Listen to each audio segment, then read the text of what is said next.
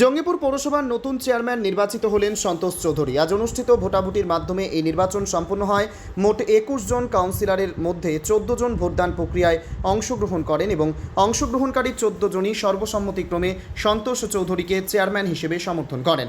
উল্লেখযোগ্য বিষয় হলো এই কাউন্সিলররা সকলেই তৃণমূল কংগ্রেসের প্রতীকে নির্বাচিত হলেও এদিনের ভোটাভুটিতে তারা নির্দল হিসেবে অংশ নিয়ে নতুন চেয়ারম্যান নির্বাচন করেন। তবে এদিনের নির্বাচন ঘিরে একটি বিষয় বিশেষভাবে নজরে আসে।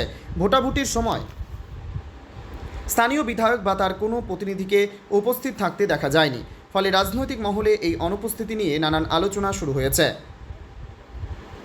নবনির্বাচিত চেয়ারম্যান সন্তোষ চৌধুরী এবং সম্ভাব্য ভাইস চেয়ারম্যান জহিদুর রহমানের কাছে সাংবাদিকরা জানতে চান বর্তমান পরিস্থিতিতে জঙ্গিপুর পৌরসভার প্রশাসনিক কাজ কিভাবে পরিচালিত হবে এবং উন্নয়নের জন্য প্রয়োজনীয় অর্থ কোথা থেকে আসবে। এর উত্তরে তারা জানান, এই মুহূর্তে নির্দিষ্টভাবে কিছু বলা সম্ভব নয়, তবে তারা আশ্বাস দেন আগামী 1 থেকে 1.5 মাসের মধ্যে পৌর এলাকার রাস্তাঘাট, পানীয় জল সহ দীর্ঘদিনের নাগরিক সমস্যাগুলির সমাধানে কার্যকর উদ্যোগ নেওয়া হবে। জঙ্গিপুর পৌরসভার নতুন বোর্ডের দিকে এখন তাকিয়ে রয়েছেন শহরের বাসিন্দারা।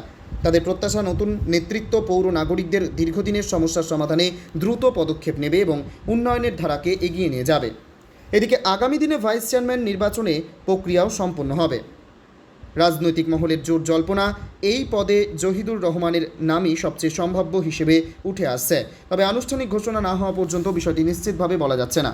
জঙ্গিপুর থেকে তরিকুল শেখের রিপোর্ট, জঙ্গিপুর টিভি।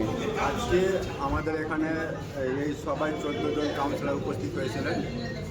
এবার এখানে যেহেতু বিপক্ষ হয়ে কেউ না দাঁড়ানোর জন্যই জিরো ভোটে চেয়ারম্যান হিসেবে নির্বাচিত। আপনি এবারই প্রথম চেয়ারম্যান, ভাইস চেয়ারম্যান ছিলেন। ভাইস চেয়ারম্যান কী হবে বলছেন? এটা আমরা কাউন্সিলর যারা আছি আমরা নিজেদের মধ্যে আলোচনা করে আমরা নেক্সট আমরা জানি। ভোটাভুটিতে 21 জনের মধ্যে কতজন অংশগ্রহণ করেছিলেন? আমরা 14 জন আজকে অংশগ্রহণ করেছি।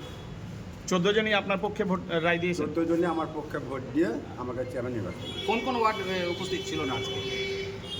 আজকে যেমনি 3, 4, 5, 7,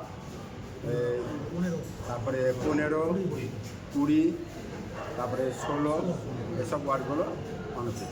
এর মধ্যে তৃণমূলের কেউ কেউ ছিল?